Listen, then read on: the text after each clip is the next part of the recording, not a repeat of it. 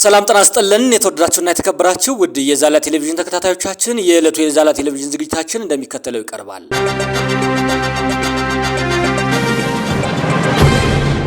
በ2019 በጀት ዓመት ለዕዳ ክፍያ የተመደበው ገንዘብ ግማሽ ትሪሊዮን ብር በላይ ሆኗል። የፌዴራል መንግስት ለ2019 በጀት ዓመት ካዘጋጀው ጠቅላላ በጀት ውስጥ 542.1 ቢሊዮን ብር የሚሆነው ለሀገር ውስጥና ለውጭ ዕዳ ክፍያ እንዲውል ተመድቧል። ይህ የገንዘብ መጠን በዘንድሮ በጀት ዓመት ተመሳሳይ ጉዳይ ከተመደበው በ79 ቢሊዮን ብር ገደማ ያሻቀበ ነው። በመጪው ሐምሌ ወር ለሚጀምረው የ2019 በጀት ዓመት የፌዴራል መንግስት ያዘጋጀው የበጀት መጠን 2.34 ትሪሊዮን ብር ነው። ይህ በጀት ሲዘጋጅ ታሳቢ ከተደረጉ ዋና ዋና ጉዳዮች መካከል በ2019 ዓ.ም ሊኖር የሚችለው የሀገር ውስጥ ብድር ጫና አንዱ መሆኑ ተጠቅሷል። በ2019 በጀት ከፍተኛ ድርሻ የያዘው መደበኛ ወጪ ዝርዝር ሲዘጋጅም የዕዳ ክፍያ ጉዳይ ታሳቢ መደረጉም በተጨማሪነት ተገልጿል። ከመደበኛ ወጪ ውስጥ 43.3 በመቶ ድርሻን በመያዝ ቀዳሚ የሆነው ለሀገር ውስጥና ለውጭ ሀገር ዕዳ ክፍያ የተመደበው ገንዘብ ነው።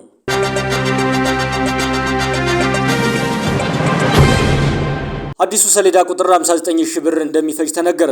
አንድ የግል መኪና ሰሌዳ ለማውጣት በጥቅሉ 59400 ብር ይፈጅበታል ነው የተባለው። አዲስ የግል ተሽከርካሪ የሚገዙ ወይንም ሰሌዳ ለማውጣት የሚፈልጉ ባለቤቶች ሊከፍሏቸው የሚገቡ የክፍያ ዝርዝሮችና አጠቃላይ የገንዘብ መጠን ይፋ ሆኗል። በዚሁ መሰረት አንድ የግል መኪና ባለቤት አዲስ ለመመዝገብ በዋናነት ለግል መገልገያ ሰሌዳ፣ ለባለቤትነት ማረጋገጫ ደብተር ወይንም ሊብሪ፣ ለዓመታዊ ተሽከርካሪ ምርመራ ምዝገባ፣ ተለጣፊ ምልክት የሆኑ የክፍያ አይነቶችን መፈጸም ይኖርበታል። የክፍያዎቹ አጠቃላይ ድምር ሲሰላ 59400 ብር እንደሚሆን ከወጣው ይፋዊ ሰነድ ለመረዳት ተችሏል። የተለያዩ ተሽከርካሪዎች ለሰሌዳ የሚያወጧቸውንና ዝርዝር ወጪዎችን ይፋ ማድረጉን የአዲስ አበባ ትራንስፖርት ቢሮ አስታውቋል።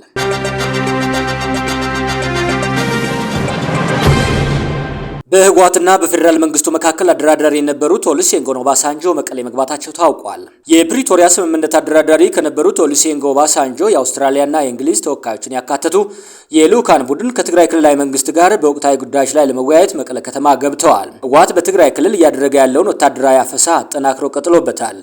ህወሓት በከተማዎች ያደርግ የነበረውን አፈሳ አሁን ቤት ለቤት በመዞር እያጠናከረ ቀጥሎበታል። በፌዴራል መንግስቱና በህወሓት መካከል የነበረውን ጊዜያዊ አስተዳደር አፍርሶ ህወሓት ስልጣኑ ሙሉ በሙሉ ተቆጣጥሯል። ህወሓት አዲስ ጦርነት ለመክፈት ሰፊ ዝግጅት እያደረገ መሆኑን በርካታ መረጃዎች ይጠቁማሉ። ኦሉሴጉን ኦባሳንጆ ምናልባትም ዛሬ በመቀሌ መገኘታቸው በፌዴራል መንግስቱና በህወሓት መካከል ያለውን የጦርነት ውጥረት ለማርገብ ሊሆን ይችላል ተብሎ ይጠበቃል።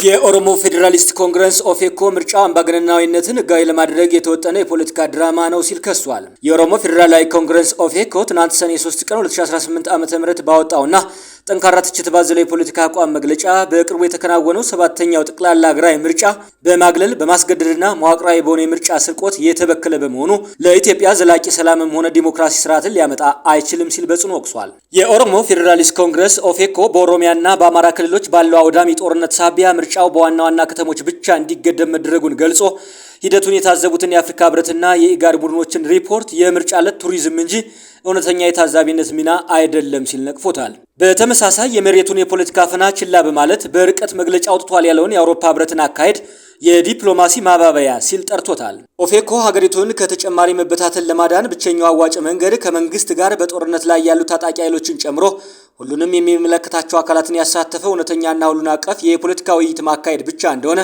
ፓርቲው አሳውቋል።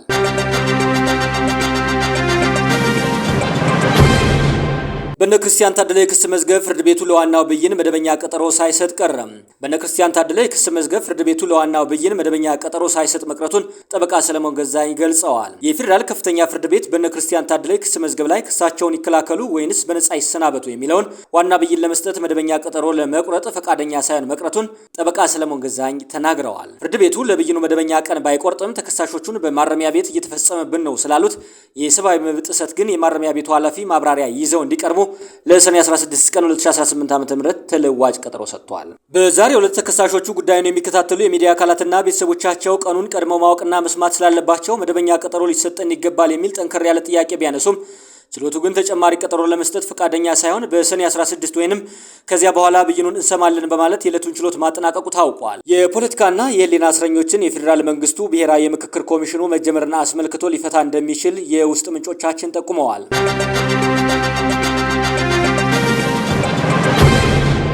የሀገራዊ ምክክር ኮሚሽን በምክክሩ ላይ የማይካተቱ አጀንዳዎች ወደ ክልሎች ይመለሳሉ አለ። የኢትዮጵያ ሀገራዊ ምክክር ኮሚሽን ከህዝብ የተሰበሰቡ አጀንዳ ግባቶችን የመለየት ስራ እያከናወነ መሆኑን በመግለጽ በሀገራዊ ምክክሩ መድረክ ሊካተቱ የማይችሉ አካባቢያዊ ጉዳዮች ምላሽ እንዲያገኙ ወደ ክልሎችና ወደሚመለከታቸው አስፈጻሚ አካላት እንደሚመለሱ አስታውቋል።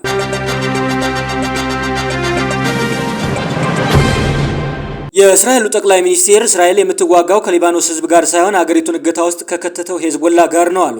እስራኤሉ ጠቅላይ ሚኒስትር ቤንያሚን ኔታንያሁ ለሊባኖስ ህዝብ በቀጥታ ያስተላለፉት ይፋዊ መልእክት ትልቅ መነጋገሪያ ሆኖ ውሏል። ጠቅላይ ሚኒስትሩ ባስተላለፉት የቪዲዮ መልእክት እስራኤል በአሁኑ ወቅት እያካሄደች ያለችው ወታደራዊ ዘመቻ ከሊባኖስ መንግስት ወይም ከህዝቡ ጋር አለመሆኑን በግልጽ አስታውቀዋል። በመልእክታቸውም እስራኤል እየተዋጋች ያለችው የሊባኖስን መሬት መነሻ በማድረግ በእስራኤል ላይ ሽብር ጥቃት የሚሰነዝረውንና የኢራን ፍላጎት የሚያስፈጽመውን የሄዝቦላህን ታጣቂ ቡድን ብቻ መሆኑን አብራርተዋል። ሄዝቦላ የሊባኖስን ህዝብና ሀገሪቱን በሙሉ እገታ ውስጥ ከቶ እንደሚገኝም አክለው ገልጸዋል።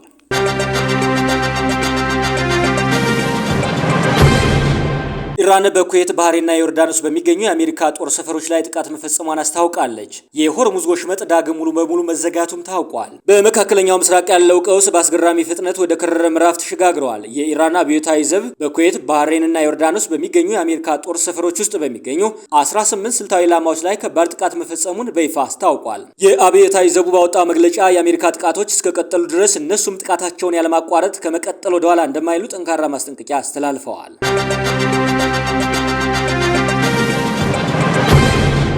የአሜሪካው ፕሬዝዳንት ዶናልድ ትራምፕ ዛሬ ምሽት በኢራን ላይ እጅግ ከባድ ጥቃት እንደሚሰነዝሩ ተናግረዋል። የአሜሪካው ፕሬዝዳንት ዶናልድ ትራምፕ በትሩዝ ሶሻል ገጻቸው ባስተላለፉት እጅግ አስደንጋጭ መልእክት አሜሪካ በዛሬው ዕለት በኢራን ላይ እጅግ በጣም ከባድ ወታደራዊ ጥቃት እንደምትሰነዝር በይፋ አስታውቀዋል። ፕሬዝዳንቱ በመልእክታቸው የኢራን ባህር ኃይል፣ አየር ኃይል፣ ራዳር፣ ጸረ አውሮፕላንና ሌሎች የመከላከያ እንዲሁም የማጥቃት አቅሞች ሙሉ በሙሉ መደምሰሳቸውን ገልጸው ዛሬ ምሽት አሜሪካ በሀገሪቱ ላይ የሚያስቆጣ እርምጃ እንደምትወስድ በይፋ አስጠንቅቀዋል። ሁለቱ ሀገራት በተከታታይ የጦርነት ድብደባ ውስጥ በገቡበት በዚህ ወቅት በትራምፕ የተሰጠው ጠንካራ ማስጠንቀቂያ በመካከለኛው ምስራቅ ያለውን ውጥረት መላው ዓለም በከፍተኛ ስጋት ወደሚጠባበቀው አደገኛ ምዕራፍ አሸጋግሮታል።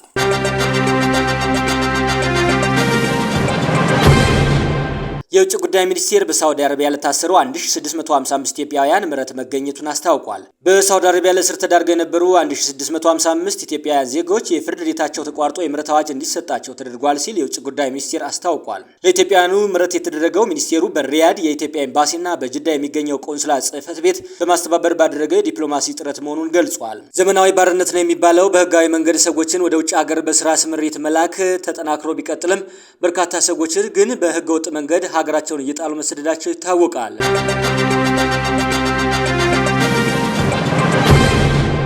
የብሪታንያ መከላከያ ሚኒስቴር ስልጣን ለቀቁ። የብሪታንያ መከላከያ ሚኒስቴር ጆን ሄሊ ከጠቅላይ ሚኒስቴር ኪር ስታርመር ጋር በወታደራዊ ወጪ ላይ ባላቸው ልዩነት ምክንያት ከስልጣናቸው መልቀቃቸውን አስታወቁ። ሄሊ በላኩት የስንብት ደብዳቤ መንግስት ዓለም አቀፍ ስጋቶችን ለመቋቋም የሚያስችል በቂ የመከላከያ ፈንድ አልመደበም ብለዋል። የሀገሪቱ የኢኮኖሚ እድገት 2.68 በመቶ ለመከላከያ እንዲውል የታቀደ ቢሆንም እሳቸው ግን 3 በመቶ መሆን አለበት ብለው ያምናሉ። ይህ የስልጣን መልቀቅ በቅርቡ የሌበር ፓርቲ ካጋጠመው የምርጫ ሽንፈት በኋላ በስታርመር መንግስት ላይ የመጣውን የፖለቲካ ቀውስና ለመረጋጋት ይበልጥ አባብሶታል።